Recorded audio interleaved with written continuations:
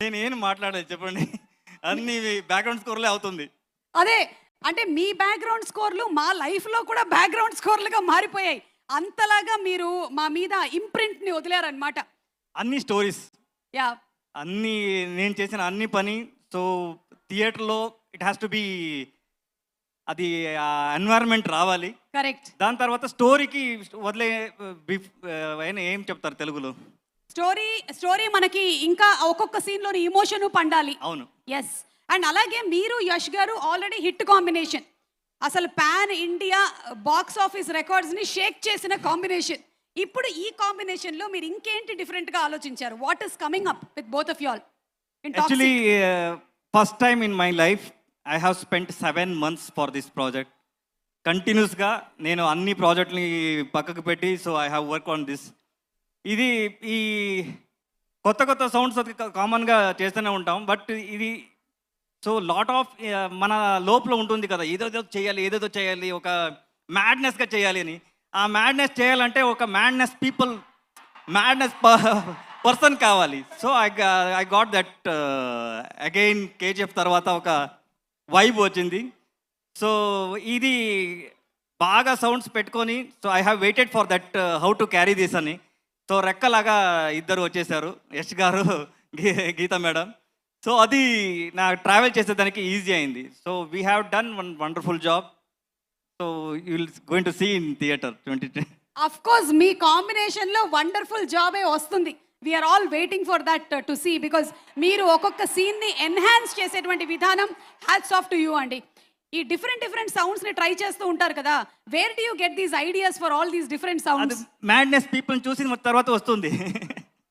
మన దగ్గర ఒక హిల్ లాగా ఉంది కదా! యష్ గారు మ్యాడ్‌నెస్ హిల్ ఉంది. అదిని చూసిన తర్వాత వస్తుంది ఆటోమేటిక్‌లీ. సో, ప్రశాంత్ గారు గానీ, యష్ గారు గానీ సో, లోపల ఉన్న టాలెంట్‌ని బయట తీసేదానికి so, they give that wonderful support. So, ఇప్పుడు ఈ మూవీకి మనం first time we have approached Diana, డ్యూన్‌లో పాడిన అమ్మాయి. సో, ఇలాంటి ఎక్స్‌పెరిమెంట్ చేయడానికి so, we keep researching and keep updating to sir. ఇలా చేస్తే బాగుంటుంది అని. So, he will give that encouragement and thanks to production house. So, ఇది మన ఎక్స్‌పెక్టేషన్ నుంచి బయట వెళ్ళిన ప్రాజెక్ట్. దాని తర్వాత they have spent so many ఏం చదువు డబ్బు. ఒక పక్కన కేవీఎన్ గారు, ఇంకొక పక్కన ఆ! యష్ గారు. ఇద్దరు ప్రొడ్యూసర్స్. అవును. యాహ్! సో, ఇది I have done my best job. దాని తర్వాత ఐ నో ఐఎమ్ ఏం చెప్తారు, నేను షూర్‌గా చెప్పగలను. So, 26 going to be madness. Your going to see the madness in theatre. Of course మేము గ్లిమ్స్ చూసాము, ట్రైలర్ చూసాము. బట్ వి నో దట్ ఇంకేదో ఉంది. గీతూ మోహన్ దాస్ గారు అండ్ అలాగే యష్ గారు, కేవీఎన్ గారు something bigger is going to come on August 100%. 26th.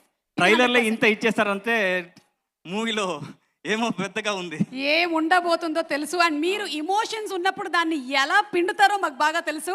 So we are 100% sure that we are going to watch a super blockbuster film అండి. థ్యాంక్స్. ఒక పక్కన యష్ గారు, కానీ ఇంకొక పక్కన మనకి నయనతార గారు ఉన్నారు, కియారా అడ్వాణి గారు ఉన్నారు, రుక్మిణి వసంత్ గారు ఉన్నారు, తారా సుతారా గారు ఉన్నారు, హుమా కురేషి గారు ఉన్నారు.